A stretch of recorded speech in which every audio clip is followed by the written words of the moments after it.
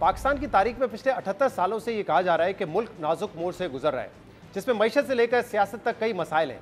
इसीलिए हमारे यहाँ मईशत और सियासत पर तो बात होती है, इसके अलावा कई माशरती इशूज़ पर भी बात होती है। लेकिन एक मसला जो कई मसाइल की जड़ है मगर उस पर बात नहीं होती, वो है ज़हनी सेहत। ज़हनी सेहत का हमारे मिजाज, हमारी शख्सियत और हमारे माशरे पर गहरा असर पड़ता है, और यही असर बाद में पुरतशद्दुद मुजाहरों, जराइम, बच्चों के साथ ज्यादती और मॉब लिंचिंग जैसे गैर इंसानी वाक़यात की सूरत में हमारे रवैयों में झलकता है। लेकिन इस संगीन मसले के हल पर बात करना तो दूर, बल्कि इस मसले को मसला समझा ही नहीं जाता, इसीलिए इस पर गुफ्तगू ही नहीं की जाती।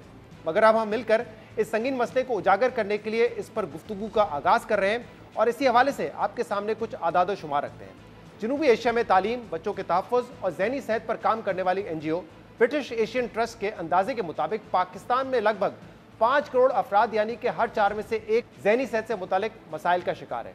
लेकिन बदनामी का डर और आगाही ना होने की वजह से बहुत से लोग इसका इलाज नहीं करवाते, जबकि जिन्हें इलाज की ज़रूरत है उनमें से 90% अफराद इस सहूलत तक रसाई नहीं हासिल कर सकते, जिसकी बड़ी वजह यह है कि पाकिस्तान में इतने माहिर नफ्सियात ही नहीं है। वज़ारत मनसूबाबंदी और तरक्की के मुताबिक मुल्क की 20% आबादी को ज़हनी और नफ्सियाती इलाज की ज़रूरत है, लेकिन मुल्क भर में माहिरीन नफ्सियात की तादाद सिर्फ 600 है। यानी पाकिस्तान की 25 करोड़ आबादी, जहां तकरीबन 5 करोड़ अफराद यानी कुल आबादी का 20% हिस्सा नफ्सियाती मसाइल का शिकार है, उन्हें इलाज की ज़रूरत है, वहाँ 4 लाख से ज़्यादा अफराद के लिए सिर्फ एक माहिर नफ्सियात मौजूद है। दूसरी जानिब वज़ारत सेहत की जानिब से भी मुल्क में ज़हनी सेहत के हवाले से इंतहाई तशवीशनाक आदाद शुमार पेश किए गए हैं, जिसके मुताबिक मुल्क भर में 8 करोड़ से ज़्यादा अफराद नफ्सियाती मसाइल का शिकार है। यानी मुल्क में तकरीबन हर 3 में से एक शख्स नफ्सियाती मसाइल का शिकार है।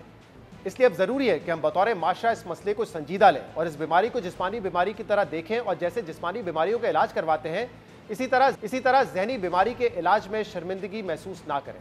इस बीमारी की आगाही के लिए मीर खलीलुर रहमान फाउंडेशन और ब्रिटिश एशियन ट्रस्ट मिलकर आगाही मुहिम चला रहे हैं। हम भी आइंदा आने वाले हफ्तों में इस संगीन मसले पर बात करते रहेंगे और मुतल्लिका हुकाम समेत माहिरीन का मौक़िफ़ भी आपके सामने रखेंगे।